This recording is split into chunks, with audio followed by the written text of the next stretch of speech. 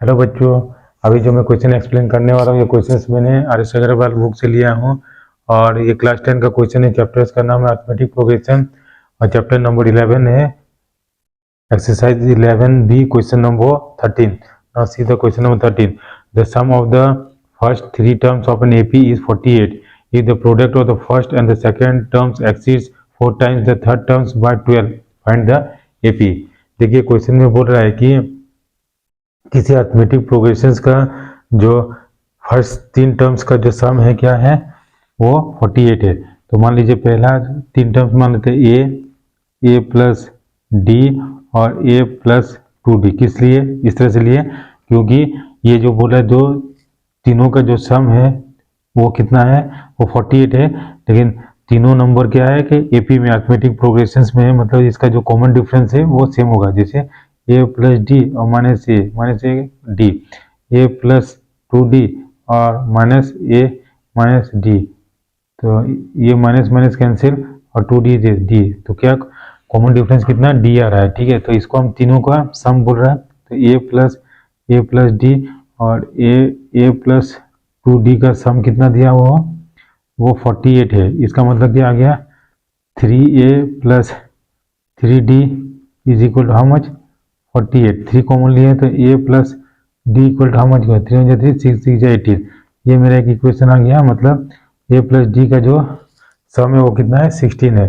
अब बोल रहा है कि सेकंड पार्ट में बोल रहा है कि if the product of the first क्या a, if the product into if the product of first and the second term मतलब a प्लस डी है और a का जो प्रोडक्ट है मतलब मल्टीप्लीकेशन है product of the second term exceeds by 4 times the third terms by 12। Exceed the 4 मतलब 4 times the third terms कितना है a प्लस 2d और कितना से एक्सीड से 12 से एक्सीड है, मतलब 4 टाइम्स का जो थर्ड टर्म्स है वो ये फर्स्ट टर्म और थर्ड टर्म्स कितना ज़्यादा है दैट इज 12 ज़्यादा है। तो ये मेरा क्वेश्चन का सेकंड पार्ट दिया हुआ है। तो इसका मतलब क्या हो गया यहाँ पे that is A into A plus D is equal to कितना हो गया is equal to how much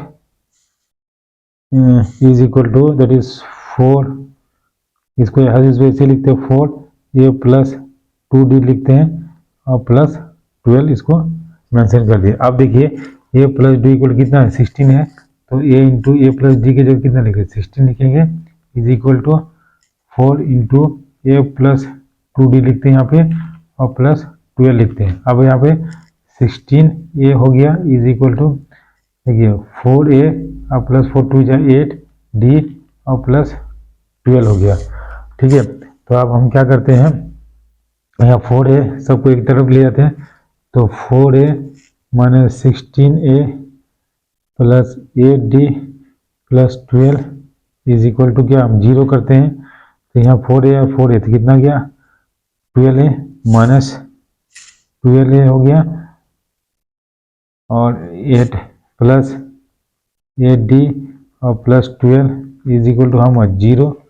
हम क्या करते हैं 4 कॉमन लेते हैं, तो 4 कॉमन लेते हैं तो कितना हो गया 4 कॉमन लिया तो 4 3 12 माइनस 3a प्लस 2d और plus 3 is equal to how much 0 है ना। ये मेरा इतना आ गया तो माइनस 3a और प्लस 2d और plus 3 that is equal to 0। अब देखिए यहाँ पे कितना है माइनस 3a प्लस 2d, तो माइनस 3a और प्लस 2 इंटू यहाँ से d का वैल्यू क्या करते हैं a प्लस डी है तो d इक्वल टू कितना हो गया 16 माइनस ए लिख सकते हैं।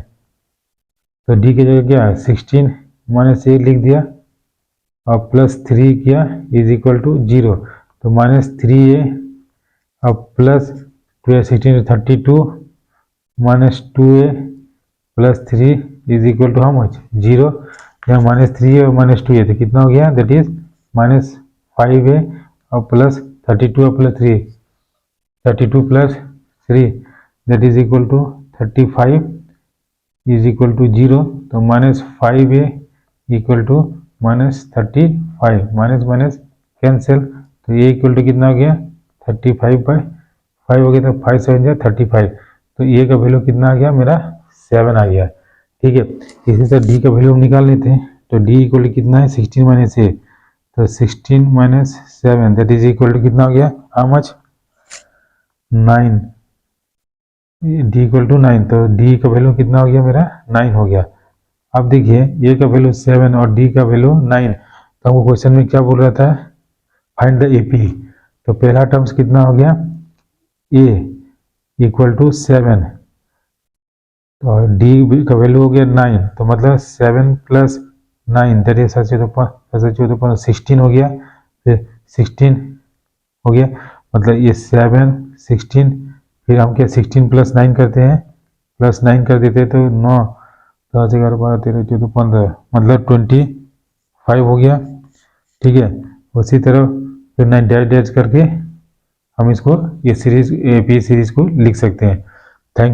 तो मेरा आंसर क्या हो गया 7 16 एंड 25। अच्छा, 3 टर्म्स का वैल्यू बोला था ना, 7 16 और 25 निकाल सकते हैं। So this is the solutions of this question. Thank you for watching this video and have a nice day.